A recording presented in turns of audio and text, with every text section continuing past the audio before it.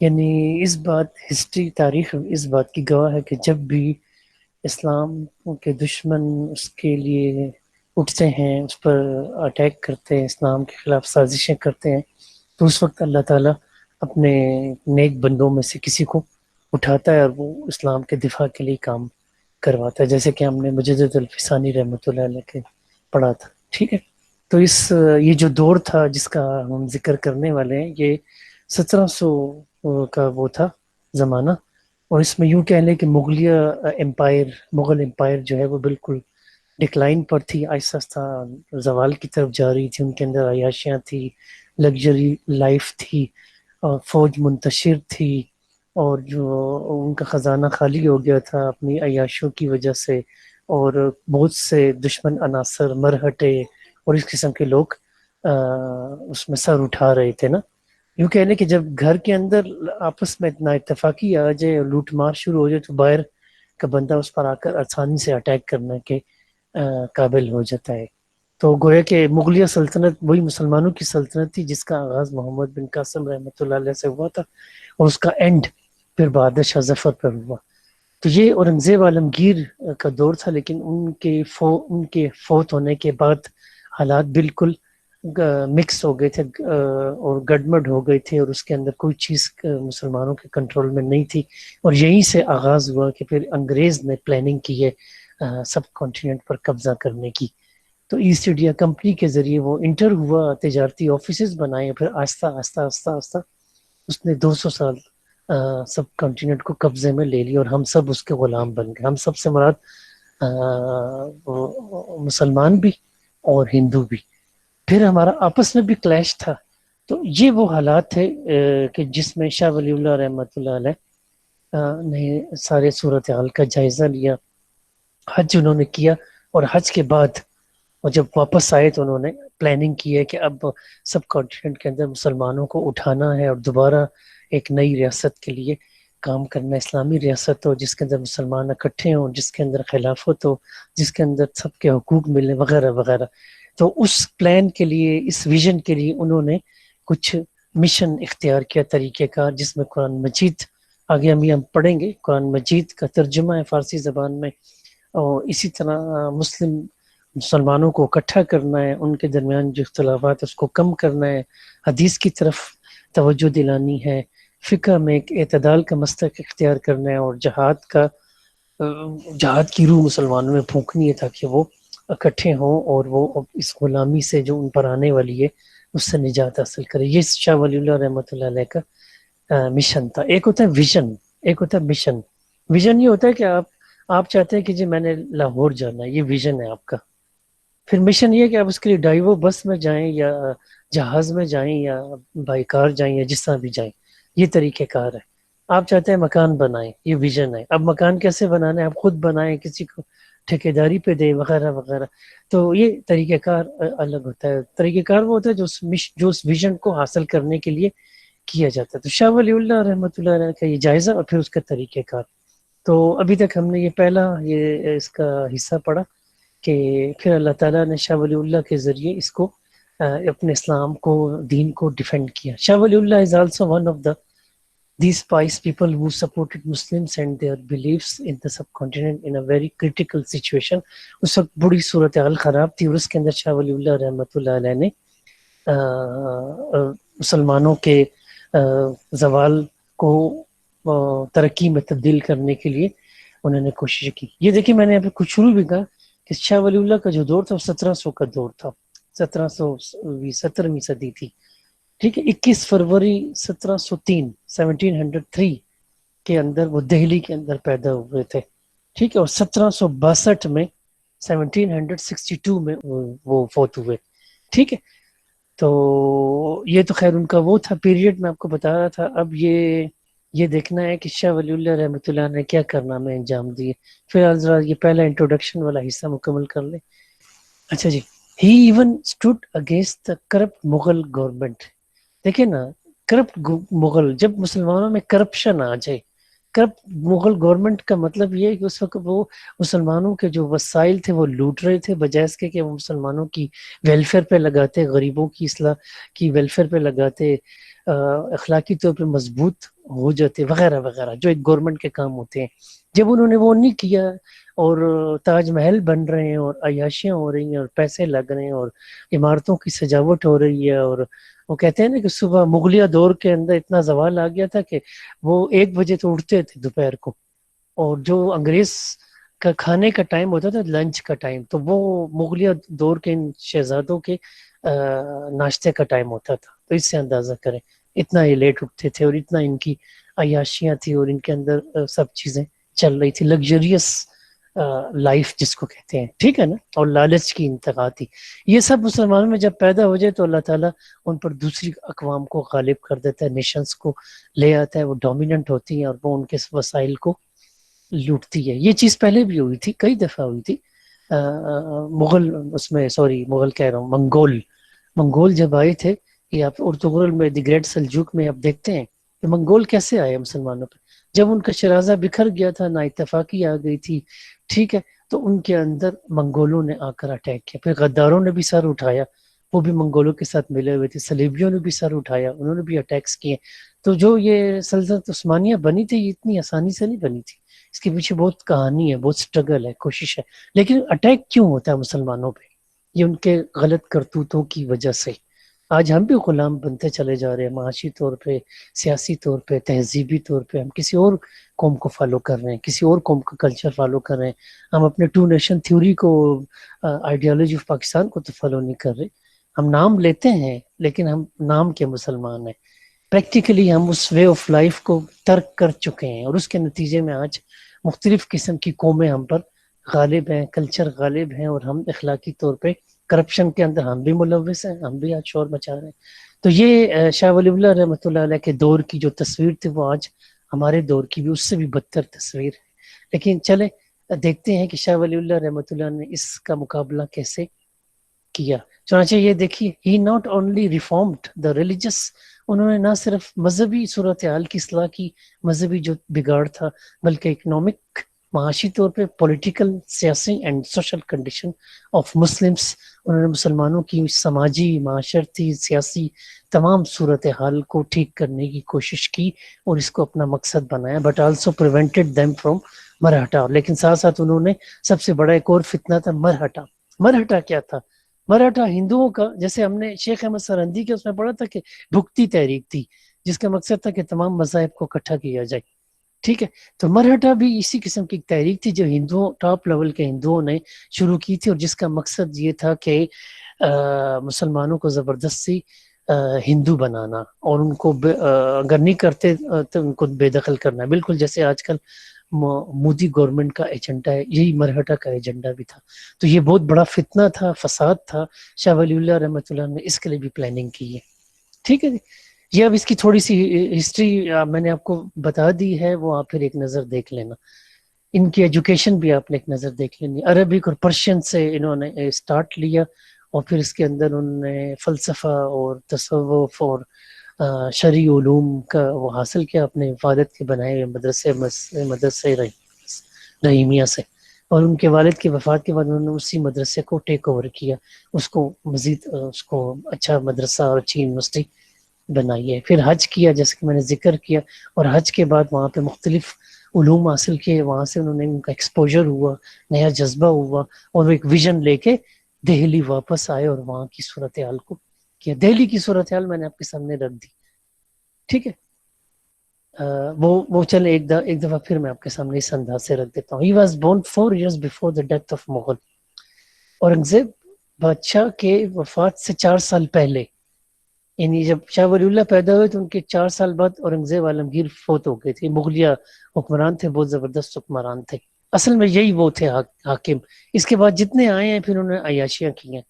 After Aurangzeb, the Mughal Empire was handed over the unable successor, due to which the Muslim community of India experienced severe problems and un-Islamic practices were growing quickly۔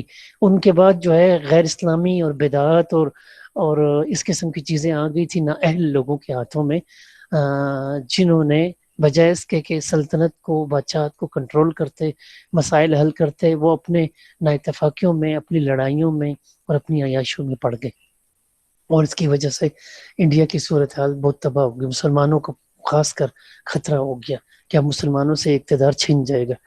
The spiritual confusion created political chaos and that later resulted in the disintegration of the Muslim. مسلمانوں کی اتحاد کو پارا پارا کرنے کے لیے ان کے درمیان ایک نفرت کا بیج بونے کے حوالے سے یہ ساری صورتحال پیدا ہو گئی، اس مسلمانوں کی اور بادشاہوں کی اس نااتفاقی اور عیاشی کی وجہ سے. ٹھیک ہے، چنانچہ اس میں کیا وہ تھا زوال.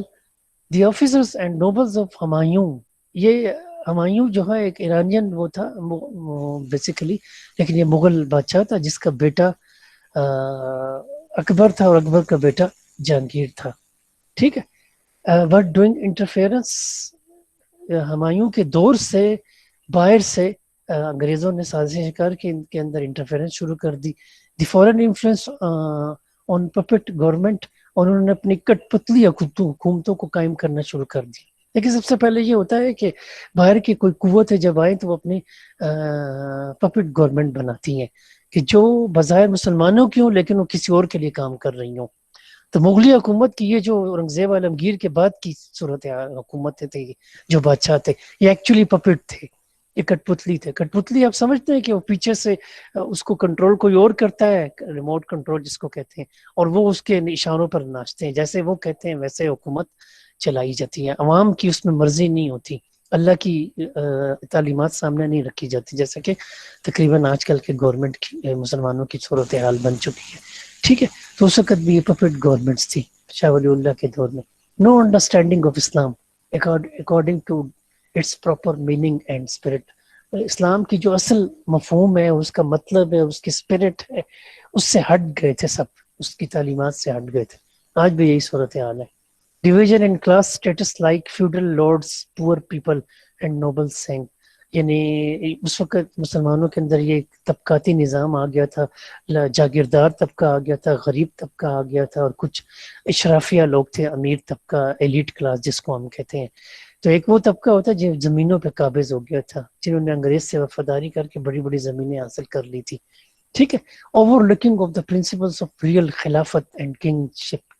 اصل جو اسلام کا خلافت کا تصور ہے وہ سب بھول چکے تھے. سیکٹرین کانفلکٹس، فرقہ وارانہ فسادات کا معاملہ بھی تھا وہاں پر، شیعہ سنی اور اس قسم کے آپس کے مسلکی اختلافات. money obtained from the exchequer by those who do not perform any corresponding duty. یعنی اس کے اندر یہ کرپشن کی ایک صورتحال تھی، اور پیسے کا ناجائز استعمال وہ شروع ہو گیا. ایکسپلائٹیشن آف مرچنٹس، تاجروں کی اس کا استحصال شروع ہو گیا تھا. فارمرز، کسانوں کا، and workers by heavy taxation, اور جو کام کرنے والے محنت کش تھے ان کا استحصال شروع ہو گیا تھا. ان کی مجبوری سے فائدہ اٹھایا جاتا تھا ہیوی ٹیکس لگا کر. جب گورنمنٹ عیاشیوں میں پڑ جائے نا تو پھر وہ ہیوی ٹیکسز لگاتی ہے اور وہ عوام کو پے کرنا پڑتا ہے. اب شاہ ولی اللہ رحمۃ اللہ نے 4 قسم کے ریفارمز کیے، اصلاحات. یعنی انہوں نے پہلے حالات کا جائزہ لیا، تباہی کتنی ہے، ڈائگنوس کیا، پھر انہوں نے اس کا علاج شروع کیا. جیسے ڈاکٹر پہلے جائزہ لیتا ہے، ہسٹری لیتا ہے، پھر وہ پوچھتا ہے کہ کیا پرابلم ہے، کب سے ہے، ڈائگنوس کرتا ہے، پھر اس کے بعد وہ علاج کرتا ہے. ٹھیک ہے، تو ریلیجس ریفارمز شاہ ولی اللہ نے مذہبی طور پہ کیا اصلاحات کی ہیں، سوشل طور پہ یعنی سماجی طور پہ کیا اصلاحات کی ہیں، پولیٹیکل ریفارمز سیاسی طور پہ کیا اصلاحات کی، اور اکنامک ریفارمز معاشی طور پہ انہوں نے کیا ایجنڈا دیا، کیا حل دیا، کیا سلوشن دیا. ٹھیک ہے جی. ایک تو انہوں نے یہ کیا کہ شیعہ سنی کے حوالے سے انہوں نے جو ایک کنفلکٹ تھا اس کو کم کرنے کی کوشش کی. یہ میں آپ کو خلاصہ بتاتا ہوں کہ انہوں نے فرمایا کہ شیعہ سنی کے اختلافات اپنی جگہ، لیکن کچھ چیزوں میں ان کو اتحاد کرنا چاہیے تاکہ ان کے اس اتنا اتفاقی سے دوسرے باہر کے لوگ دشمن اس سے فائدہ نہ اٹھائے. اور سب سے بڑھ کر انہوں نے اتحاد پہ زور دیا. یہ اشتہاد اس کو کہتے ہیں کہ نئے نئے جو مسائل پیدا ہو جائے اس کا حل قرآن و سنت کی روشنی میں دینا. تو نئے نئے مسائل یہ کہ اس وقت مرہٹہ فتنہ آ گیا تھا، اس وقت جو ہے مسلمانوں پر اٹیکس تھے، فکری حملے تھے، پریکٹیکلی ان کو اسلام کی طرف چلنا ان کے لیے مشکل ہو گیا تھا، ٹھیک ہے۔ اور اسی طرح مغلیہ سلطنت کے اندر زوال پیدا ہو گیا تھا، اور باہر سے کچھ قوتیں اندر پینیٹریٹ کرنا شروع ہو گئی تھی، کٹ پتلی گورنمنٹس آنا شروع ہو گئی تھی۔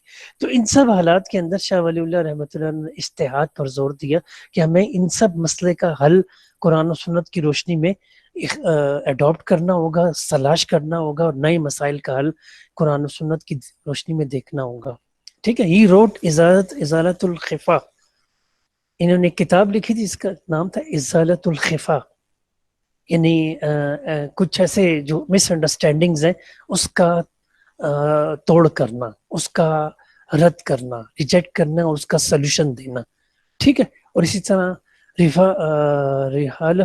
خلافت الخلفاء، یہ آر کی جگہ کے پڑھیں، خلافت الخلفاء، یہ انہوں نے کتاب لکھی تھی، اور بھی بہت سی کتابیں لکھی تھی۔ ان کی کتاب ہے حجت اللہ البالغہ، یہ ایک کتاب ہے جو انہوں نے، جس میں اسلام جو جتنے بھی اللہ تعالیٰ نے احکامات دیے ہیں اس کی ریزنز بتائی ہیں، حکمتیں بتائی ہیں، اس کا فلسفہ بتایا، اور اسلام کو ایک بڑے منظم انداز میں پیش کیا ہے، جو کہ ایک بہت ان کی زبردست کریٹو کوشش ہے۔ تو اچھا، دوسرا انہوں نے کیا کیا ہے کہ translation of Quran into Persian language, یہ میں نے شروع میں بھی آپ کو بتایا۔ The differences on the minute details of interpretation were magnified into disputes، یعنی جتنے بھی مسلمانوں کے اختلافات ہیں گہرے لیول پہ، مائنوٹ ڈیٹیل، جتنی بھی جزیات ہیں اور ڈیٹیلڈ ہیں، مائنوٹ، ٹھیک ہے، بہت چھوٹی چھوٹی تفصیلات، ان سب کے اختلافات کا حل انہوں نے یہ دیا کہ قرآن مجید کا ترجمہ کیا جائے۔ مسلمان قرآن مجید سے دور ہیں، کیونکہ قرآن عربی میں اس وقت کے مسلمان پرشین جانتے تھے یا اردو، تو انہوں نے قرآن مجید کا فارسی زبان میں ترجمہ کیا۔ زیادہ تر لوگ فارسی سب جانتے تھے تاکہ لوگ قرآن کو سمجھ سکیں، انڈرسٹینڈنگ آف قرآن، جسے پچھلی کلاس میں بھی ہم نے جائزہ لیا تھا کہ ہمارے مسائل کا حل یہ ہے کہ ہم قرآن مجید کو ترجمے کے ساتھ پڑھیں، سمجھیں، اس پہ غور کریں، اور اپنی زندگیوں کو اس کے مطابق لائیں۔ یہ سارا سوال اسی وجہ سے پیدا ہوا تھا، حکومت میں بھی اور عوام میں بھی، اور باہر کی حکومتیں اسی لیے اندر پینیٹریٹ کی تھی، انہوں نے داخل ہوئے تھے تاکہ وہ اس سے وہ ہو جائے۔ انہوں نے جب مسلمانوں کے اندر ایک کمزوری دیکھی، تو جب انہوں نے دیکھا کہ مسلمان قرآن مجید سے دور ہے، نبی صلی اللہ علیہ وسلم کی سنت سے دور ہیں، اخلاقی زوال کا شکار ہو گئے، کرپٹ ہو گئے، تو انہوں نے مسلمانوں پر قبضہ کرنے اور اس کے مال و اسباب اور ان کی جائیدادوں کو لوٹنے کا پلان بنایا۔ سو انگریز آئے اور 200 سال تک اس نے خوب عیاشی کی ہے ہمارے مال سے، ٹھیک ہے جی۔ شاہ ولی اللہ emphasized on the fundamentals of اسلام، شاہ ولی اللہ نے اسلام کے جو فنڈامنٹلز تھے، توحید، رسالت، آخرت، اس پر زور دیا، اپنے سرمز میں، اپنی گفتگو میں، اپنے جلسوں میں، اپنے لیٹرز میں، اپنی کتابوں میں، ٹھیک ہے۔ He introduced the people once again to the main source of Islamic doctrine and law، انہوں نے مسلمانوں کو اسلام کا اصل جو نظریہ ہے، توحید اور قرآن اور سنت، اس کی طرف اور اسلامی قانون کی طرف ایمفیسائز کیا، زور دیا کہ وہ اس کو سمجھیں۔ In order to make it understandable to all the translated Quran into Persian، اور انہوں نے یہ اس پہ ساری کوششیں کی ہیں کہ قرآن مجید کو فارسی زبان میں ترجمہ کیا جائے تاکہ وہ لوگ قرآن کو سمجھ سکیں اور ان کی زندگی کے اندر شعوری کوشش آئے، کیونکہ مسلمان ایک ٹریڈیشنل انداز میں چل رہے تھے، بالکل آج کل کی صورتحال ہے۔ There was literary language at that time، ٹھیک ہے، اس وقت کی یہ فارسی زبان تھی، اس لیے شاہ ولی اللہ نے یہ کوشش کی ہے کہ قرآن مجید کا ترجمہ فارسی میں کیا جائے۔ اس وقت بڑی مخالفت ہوئی ہے شاہ ولی اللہ کی، بڑے بڑے علماء مخالفت میں آ گئے کہ آپ کیا کر رہے ہیں، یہ ہے وہ ہے، قرآن کا ترجمے کی کیا ضرورت ہے۔ تو شاہ ولی اللہ رحمۃ اللہ علیہ نے ان کو سمجھایا کہ یہ بہت ضروری ہے، جب تک ہم قرآن پڑھیں گے نہیں تو کیسے عمل کریں گے، عمل نہیں کریں گے تو ہمارے حالات کیسے بدلیں گے، ہم مختلف مسائل کو کیسے میٹ کر سکیں گے، مختلف چیلنجز کو کیسے میٹ کر سکیں گے، وغیرہ وغیرہ۔ الحمدللہ شاہ ولی اللہ رحمۃ اللہ علیہ کی کوشش کامیاب ہوئی ہے، پھر علماء نے اس کو تسلیم کیا، اور یہ آج وہ وقت آ گیا ہے کہ تقریباً قرآن مجید دنیا کی ہر بڑی زبان کے اندر اس کی ٹرانسلیشن موجود ہے، ٹرکش ہے، جاپنیز ہے، چائنیز ہے، پشتو ہے، پنجابی ہے، بلوچی ہے، وغیرہ وغیرہ تمام اس میں اس کا ہے، اور الحمدللہ لوگ اس کو پڑھ رہے ہیں. اس کا کریڈٹ شاہ ولی اللہ رحمۃ اللہ علیہ کو جاتا ہے. ٹھیک ہے جی. Balance between four school of thought, Hanbali, Shafi, Maliki, Hanafi, یہ چار اسکول آف تھاٹ ہے. یہ چار بڑے ائمہ ہیں. ان سے پہلے مسلمان ڈائریکٹ قرآن و حدیث سے فائدہ اٹھا کے اور بس اپنے مسائل علماء سے پوچھ کے چلتے تھے. لیکن پھر مسلمانوں کا اس پہ اتفاق ہوا کہ چار ائمہ جنہوں نے قرآن مجید اور احادیث پہ غور کر کے مسائل کا حل دیا، ٹھیک ہے، تو وہ ان کا اسکول آف تھاٹ بن گیا، مکتب فکر بن گیا. اور اس کی روشنی میں مسلمان اپنے فقہی مسائل حل کرتے تھے، اور ابھی تک ہو رہا ہے. ٹھیک ہے. اصل چیز قرآن و سنت کو سمجھنا، اس پر عمل کرنا ہے. لیکن یہ ایک طریقہ کار میتھڈولوجی سیٹ ہو گیا ہے جو ابو حنیفہ رحمۃ اللہ علیہ، امام شافعی رحمۃ اللہ علیہ، امام مالک رحمۃ اللہ علیہ، امام حنبل رحمۃ اللہ علیہ، یہ سارے ائمہ تھے، اسکالر تھے جنہوں نے اپنی زندگیاں وقف کی تھی. ان کے جو فالورز تھے ان کو شافعی، مالکی، حنبلی اور حنفی کہا جاتا ہے. اصل چیز قرآن و سنت ہے. عقائد میں کسی کی تقلید نہیں ہے. ہاں، فروعی چیزوں میں جو انٹرپریٹیشن ہوتی ہے کہ نماز کے طریقہ کار میں کسی نے کس حدیث سے استدلال کیا، فائدہ اس سے دلیل پکڑی، کسی نے کس سے، تو ہر ایک کی نماز میں تھوڑا تھوڑا فرق ہے. تو وہ کوئی اتنی بڑی بات نہیں ہے. اصل چیز قرآن و سنت ہے. عقائد میں سب ایک ہیں، توحید، رسالت، آخرت میں سب ایک ہیں، اور اسی طرح ختم نبوت میں سب ایک ہیں. تو اس میں کوئی ایسی بڑی بات نہیں ہے کہ ایک دوسرے کے پیچھے نماز پڑھی جائے. پہلے بھی ایک دوسرے کے پیچھے نماز پڑھتے تھے.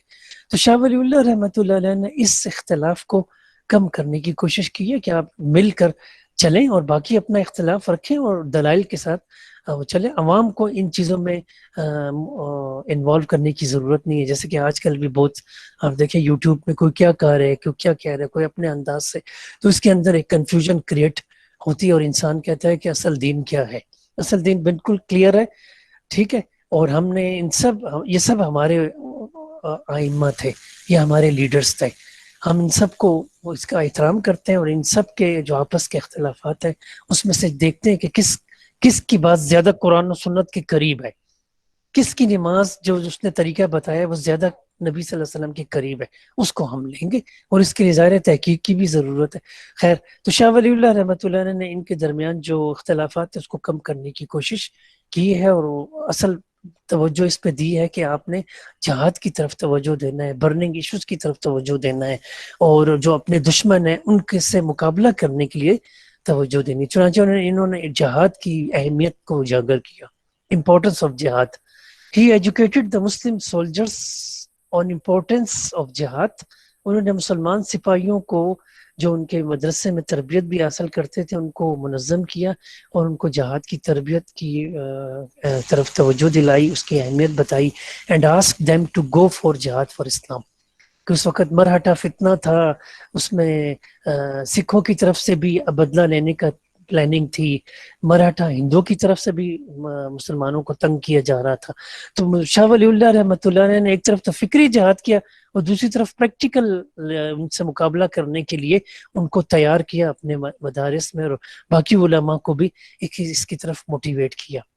ٹھیک ہے جی. کنٹروورسی بٹوین صوفیز اینڈ علماء.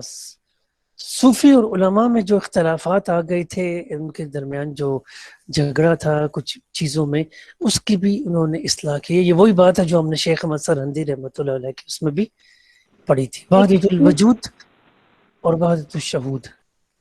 وحدت الوجود کا یہ تھا کانسیپٹ کہ اصل وحدت الوجود دیکھیں کیا ہے کہ اللہ ایک ہے اور وہ کائنات سے، کریشن سے الگ ہے. کائنات اور اللہ کا وجود الگ الگ ہے، اور کائنات زمین، آسمان، سورج، چاند، ستارے، یہ اللہ سے، یہ اللہ کی مخلوق ہے، اللہ کی ذات کا حصہ نہیں ہے. معاذ اللہ، کریٹر الگ ہے، کریشن الگ ہے. یہ وحدت الوجود ہے.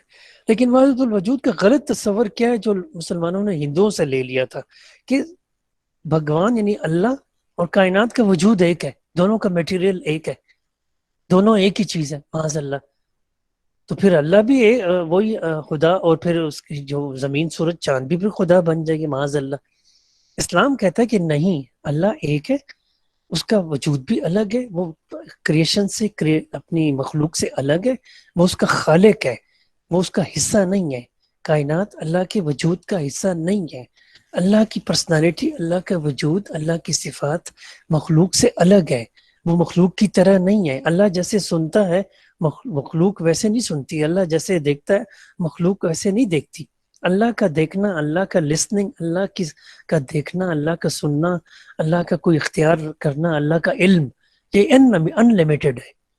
اور مسلمان اور انسانوں کا یا مخلوقات کا دیکھنا وہ لمیٹڈ ہے۔ ہمارا دیکھنا یا شیر کا دیکھنا یا چیتے کا دیکھنا یا عقاب کا، شاہین کا، ایگل کا دیکھنا، اس کی نظر بڑی تیز ہے، لیکن وہ معاذ اللہ اللہ کی طرح تو نہیں ہے۔ تو مخلوقات ڈیفرنٹ ہے اور خالق ڈیفرنٹ ہے، یہ ہے وحدت الوجود، یہ اصل تصور ہے۔ لیکن اس وحدت الوجود کے اندر ہندوؤں کا فلسفہ شامل ہو گیا تھا، تو مسلمانوں کا عقیدہ بھی غلط ہو گیا تھا کہ جی سب کچھ ایک ہی ہے، لہٰذا مندر ہو یا مسجد ہو، اور رام ہو یا رحیم ہو، غلط ہو صحیح ہو، سب ایک ہی بات ہے، کوئی ایسی بات نہیں ہے۔ پھر صحیح اور غلط کی کیا بات؟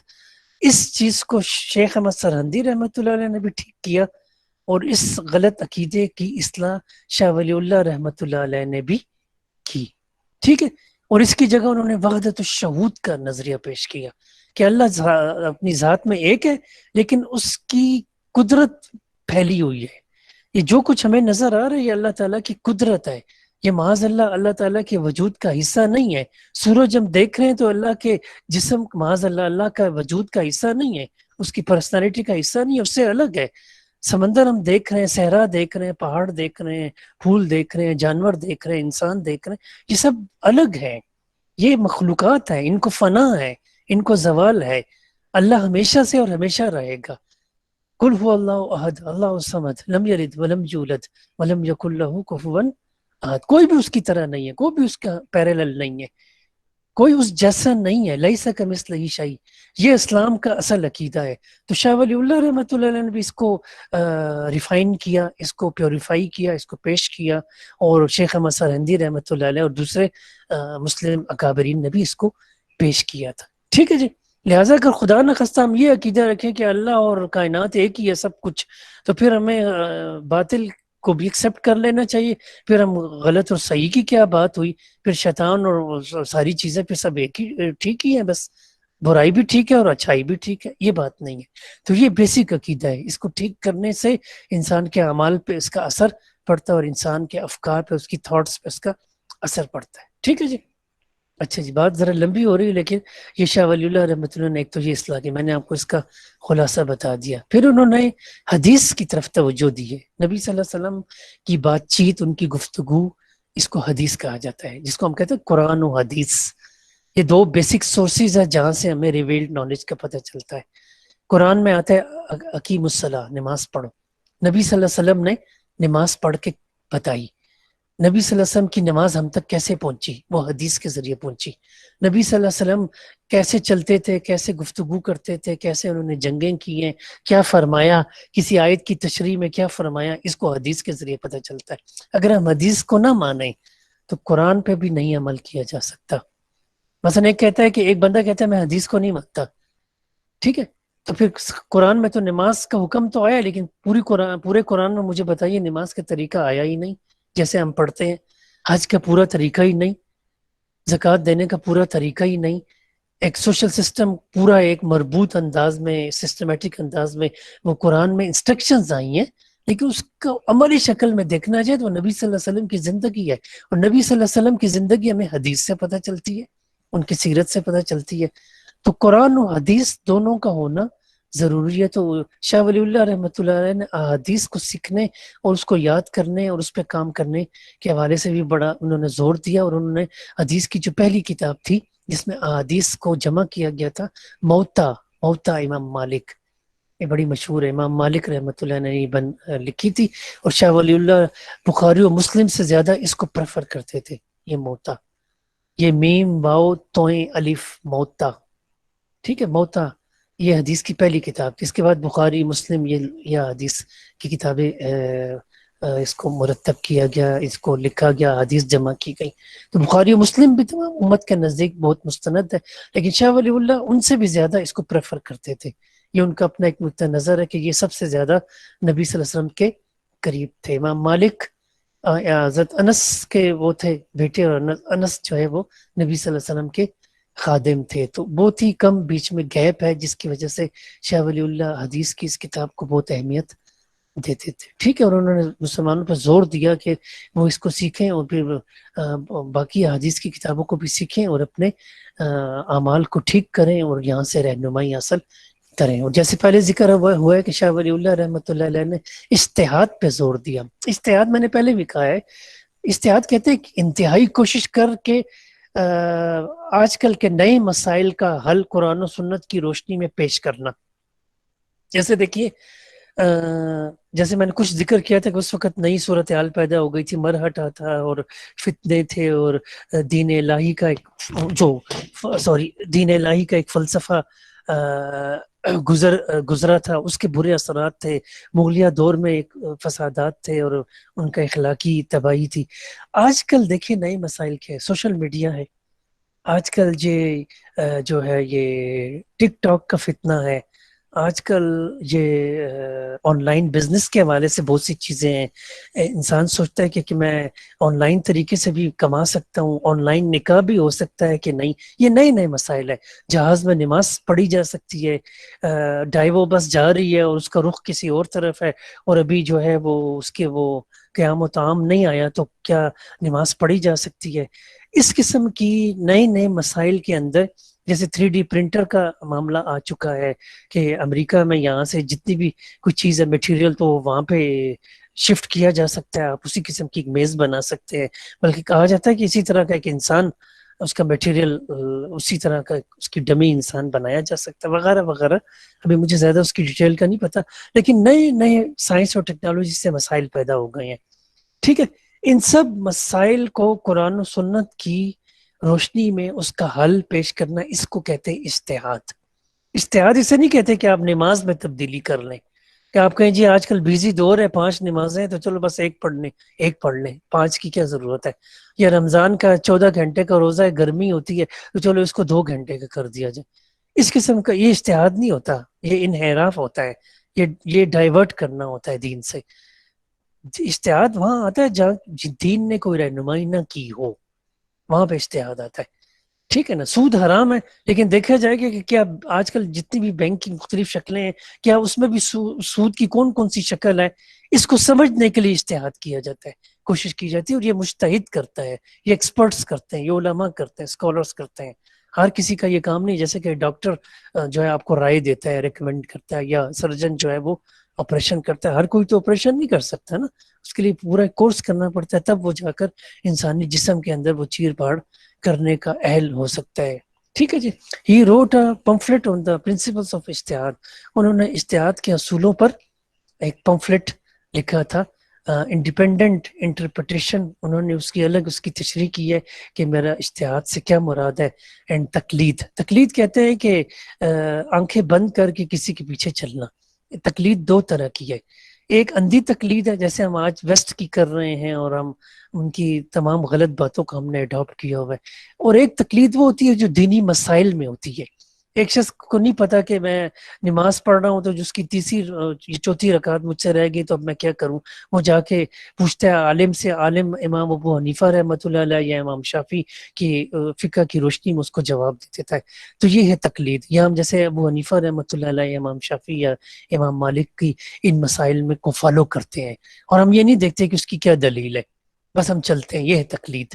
ٹھیک ہے. تو اس کے اندر انہوں نے کہا ہے کہ تقلید کے اندر ذرا ایک معتدل نقطہ نظر اختیار کیا جائے.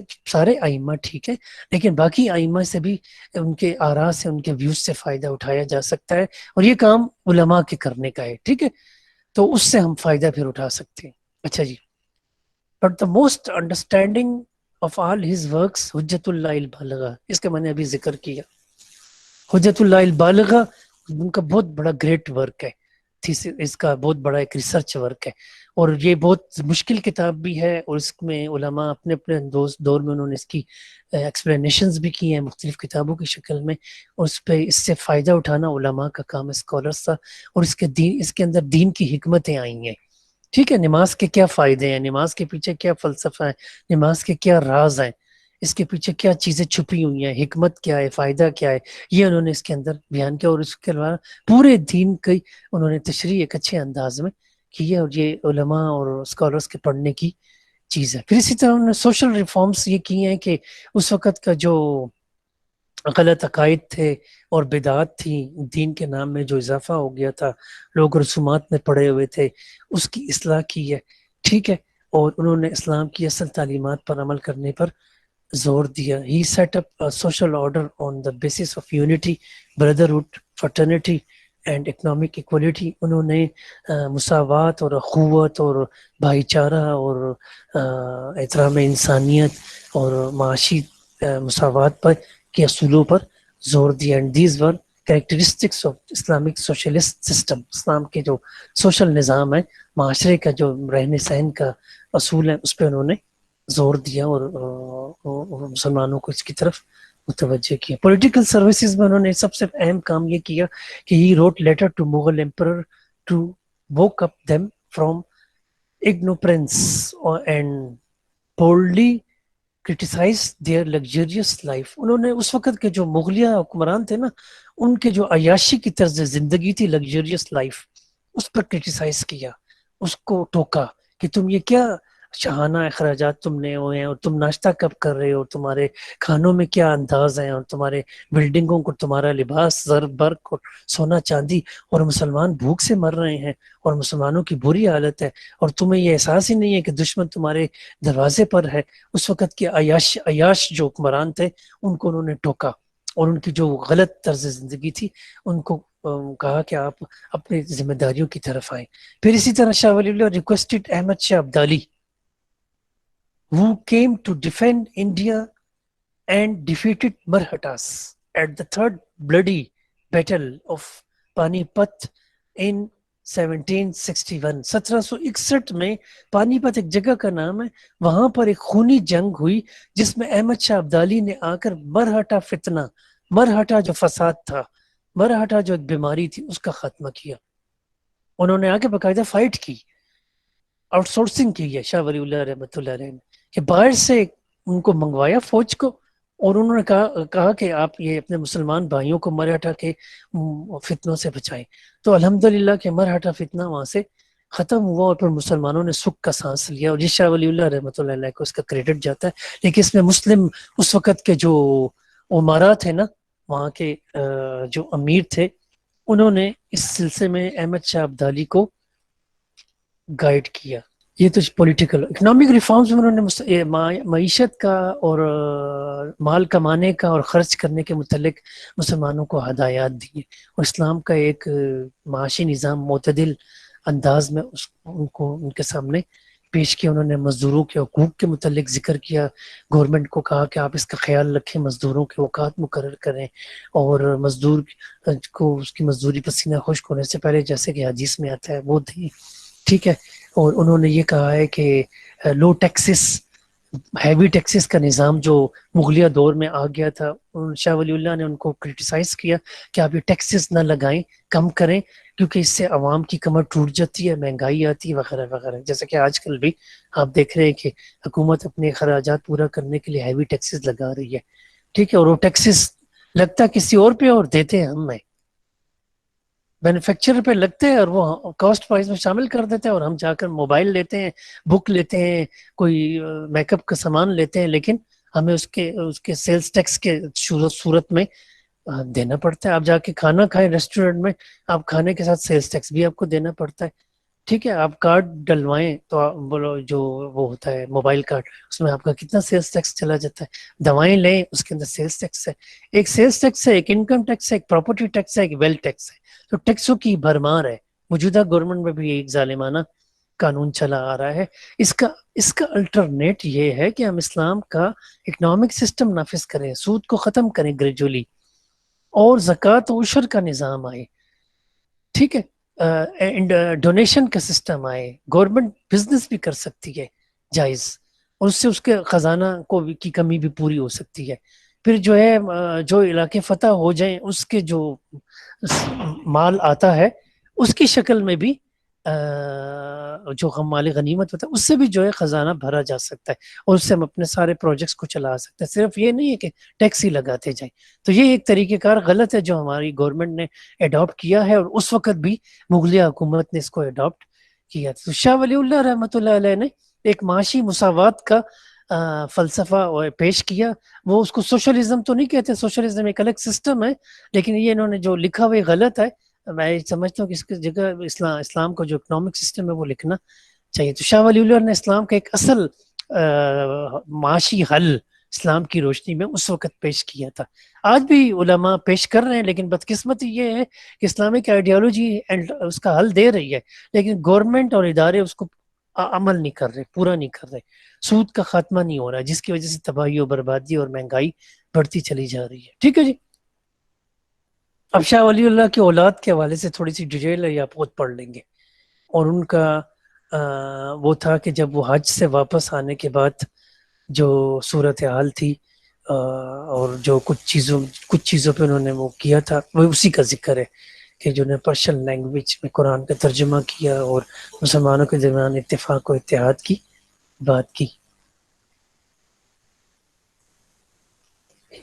His dynamic personality presented him as a good writer, brave soldier and warrior, mujahid, mujtahid, reformer, scholar, economist, socialist, and a great leader of the Indian Muslims. دیکھیں کتنا زبردست کنکلوژن ہے کہ ان کا جو متحرک شخصیت تھی شاہ ولی اللہ کی. آج ہمیں ایسے لوگوں کی ضرورت ہے. کاش کہ ایک شاہ ولی اللہ ہوتا آج کے دور میں، تو ہمارے سارے مسائل کا حل دیتا، اس کے لیے کوشش کرتا. آج ہم پھر بہت سی مصیبتوں میں پڑے ہوئے ہیں، لیکن اس کو سولو کرنے کے لیے پولیٹیکل جماعتیں بھی فیل ہو گئی ہیں، اور دینی جماعتیں بھی اتنا بڑا کام نہیں کر رہی. لہٰذا ضرورت اس بات کی ہے کہ سب لوگ اپنی اپنی اصلاح کریں، اور شاہ ولی اللہ رحمۃ اللہ علیہ کی شخصیت سے، ان کی ایفرٹ سے سیکھیں. ٹھیک ہے.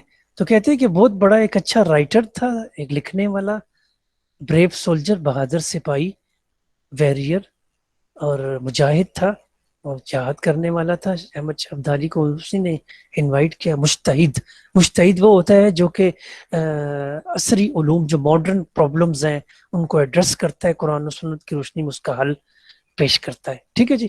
ریفارمر، اصلاح کرنے والا. اسکالر، ایک عالم تھا. اکونومسٹ تھا، جو معاشی مسائل کا حل دے.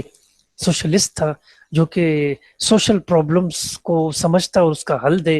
And a great leader of the Indian India کے مسلمانوں کا ایک زبردست لیڈر تھا. ایک لیڈر کے اندر جو کوالٹیز ہونی چاہیے نا، وہ شاہ ولی اللہ رحمۃ اللہ علیہ کے اندر تھی. آج ہمیں ایسے مذہبی علماء اور لیڈرز اور پولیٹیکل لیڈرز کی ضرورت ہے. ظاہر ہے ساری کوالٹیز ایک میں تو ہونا مشکل ہے، لیکن چلیں کچھ کے اندر کچھ صفات ہو، کچھ کے اندر کچھ، اور وہ آپس میں مل کے ایک تھنک ٹینک بنا کر وہ گورنمنٹ کو گائیڈ کرے، اداروں کو گائیڈ کرے، اور تاکہ وہ ہمارے مسائل حل ہوں. یعنی شاہ ولی اللہ رحمۃ اللہ علیہ اپنی جگہ ایک ادارہ تھا، ایک یونیورسٹی تھی، ایک تھنک ٹینک تھے، جنہوں نے تن تنہا اور اپنی ٹیم کے ساتھ، تن تنہا پلس اپنی ٹیم کے ساتھ ایک بہترین کام کیا. اور آج ہمیں اسی قسم کے کام کرنے کی ضرورت ہے. یہ میں نے اس کا تھوڑا سا خلاصہ بیان کر دیا ہے. اور یہ شاہ ولی اللہ رحمۃ اللہ علیہ کی قبر ہے انڈیا کے اندر.